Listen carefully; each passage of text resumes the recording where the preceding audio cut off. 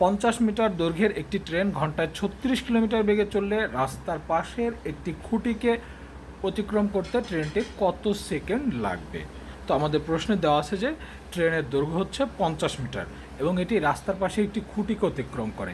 তো আমরা জানি যদি একটি ট্রেন রাস্তার পাশে কোনো খুঁটি বা কোনো লোককে অতিক্রম করে তাহলে ট্রেনটি তার নিজের দৈর্ঘ্যের সমপরিমাণ দূরত্ব অতিক্রম করে।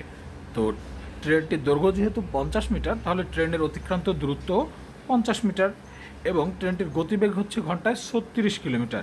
আমাদের বের করতে হবে কত সেকেন্ডে এটি ওই একটি খুঁটিকে অতিক্রম করতে পারবে, অর্থাৎ নিজের দৈর্ঘ্যের সমান দূরত্ব অতিক্রম করতে পারে। তো আমরা দেখছি যে ট্রেনের দৈর্ঘ্য 50 মিটার, তাহলে অতিক্রান্ত দূরত্ব হচ্ছে এই 50 মিটার।